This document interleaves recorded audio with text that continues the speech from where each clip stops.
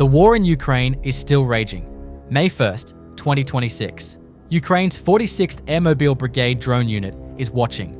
Russian soldiers trying to cross Ukrainian defensive positions. Always alone, no support, no one watching their backs. FPV drones track them across open terrain. One by one, they are located, targeted, and struck. Some move, some stop, some run, but none escape. In 2026, the drone doesn't miss. Once it has you in frame, there's no way out. If a drone can find you anywhere on the battlefield, what chance does an infantryman really have? Open field, no cover.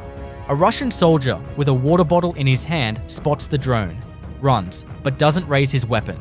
The drone closes in. Why didn't he fight back? This time, another soldier encountered a drone and, in a moment of panic, pointed the wrong end of his weapon toward it. In this footage, a drone operator from the 414th Magyar Birds was conducting a routine reconnaissance when he spotted a Russian soldier under a tree. As he moved in for the strike, the soldier was speaking on the radio. The moment he noticed the drone, he didn't even have time to react. One drone, one soldier, and nothing but a wrecked car between them.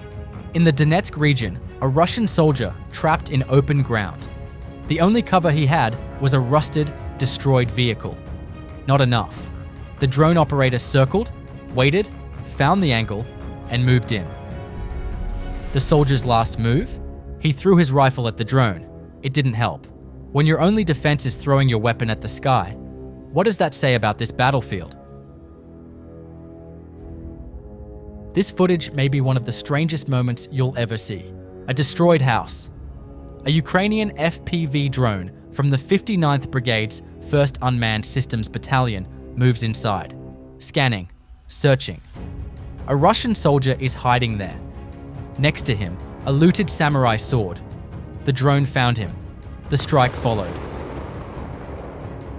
Ukrainian troops narrowly avoided a Russian FPV drone that flew past their vehicle at extremely close range, missing the car by about a meter.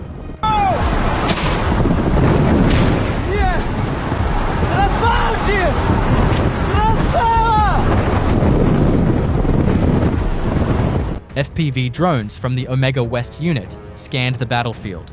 Russian infantry on foot, soldiers on motorcycles, armored vehicles pushing through open terrain.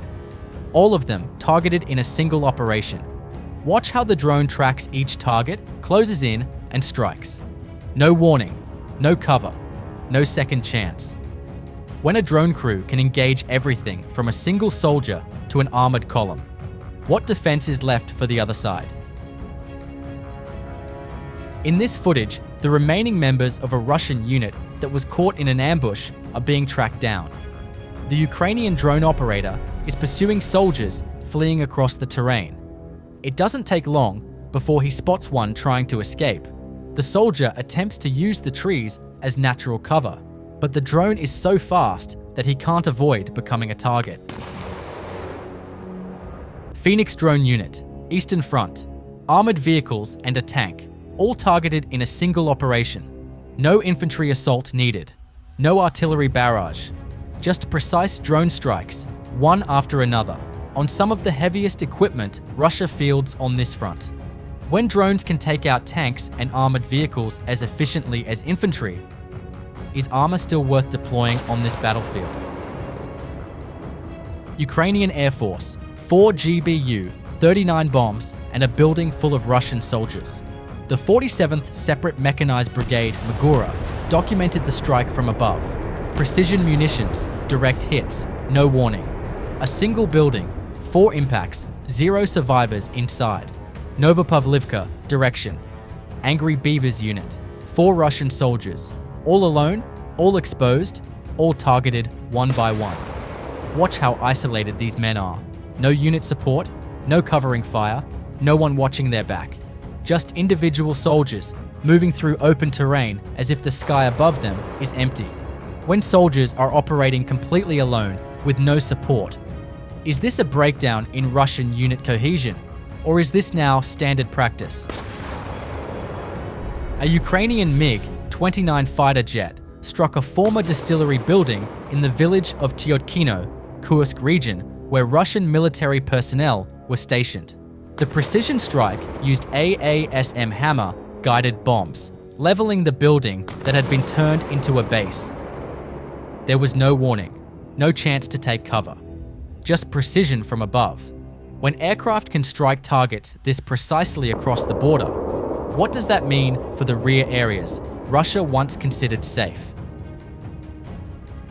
The Sirius Drone Battalion, 118th Mechanized Brigade, just destroyed a 2S4 Tulpan, the world's largest active mortar system, 240mm, built to level fortifications and bunkers from kilometers away. One drone strike, gone. When the world's largest mortar can be taken out by a single drone, what's left of heavy artillery's advantage on this battlefield? Thousands of drones, thousands of targets, the front line at its most intense. Ukraine's main military intelligence directorate, and this is just a few days of their drone units' work across the front. Hundreds of targets, buildings, bunkers, personnel, vehicles, all engaged in rapid succession. Watch the pace of these strikes. No pause, no reset between engagements. One target cleared, the next already locked on. This is what a few days of sustained drone pressure looks like from one of Ukraine's most active intelligence and strike units. At this volume and pace, is Ukraine's drone force now the most effective fighting unit in this war? Ari's battery doesn't hit soldiers, it hits the system behind them. Radars, EW systems, drone control points, communication antennas, everything that gives Russian forces the ability to see, coordinate, and act. Gone. No comms, no coordination, no picture of the battlefield. Blind units make easy targets. Think about what that means in practice. A Russian infantry unit that loses communication doesn't just lose contact. It loses its entire chain of command. Last night, emergency crews in Perm, Russia, were still trying to put out the fire at the Lukoil Perm-Nefteyorsk refinery. More than 24 hours after Ukrainian drones first struck the facility, the blaze, which broke out on April 29th, has burned for a second night, and new fires continued to erupt through April 30th. Drones from the SBU's Alpha unit hit not only the refinery's AVT4 primary processing unit, but also the nearby Perm linear production dispatch station, an oil pumping hub that supplies the plant. Satellite images show a smoke plume stretching more than 120 kilometers. A strategic facility that processes nearly 13 million tons of oil per year, fuel-bound for both the civilian market and the Russian military, has been effectively put out of action. When Ukraine can shut down a 1,500-kilometer distant refinery for days and keep it burning, what does that tell Russia about the safety of its own rear? Paskuda Battalion calls it Motorcycle Week on the Lyman front. And the footage explains why. Russian forces have been pushing motorcycles forward heavily in this sector. Fast, cheap, harder to spot than armored vehicles. On paper, it makes sense. On this battlefield, it doesn't. Watch the strikes, one bike after another, burning in open terrain. Some abandoned, some caught mid-movement. The Lyman front is now littered with burned-out motorcycles. Everyone a reminder that speed means nothing when the threat comes from above. Kraken pilots of the 3rd Army Corps turned this into a systematic operation. 1 week, multiple bikes, all gone. Russia keeps sending motorcycles despite the losses. Desperation or simply no better option. One operation, 7 targets, multiple regions, all coordinated by Ukraine's newly established Deep Strike Center. Here's what got hit. A Nebo-M radar system, destroyed near the Belgorod-Kursk border, deep inside Russia. A Buk-M3 air defense system gone in Donetsk. That's numbers 25 and 26 on April's air defense destruction list. Then, an ammunition depot in Rozdolna. A vehicle storage site in Bakhmut with over 30 units inside. A Russian drone unit base in Zaporizhzhia. Another ammunition depot in Rovenki. And a personnel concentration point in Kherson Oblast. 7 different target types, 4 different regions, all struck in a single coordinated operation. The Nebo-M radar is particularly significant, designed to detect stealth aircraft and ballistic missiles at ranges of up to 600 kilometers.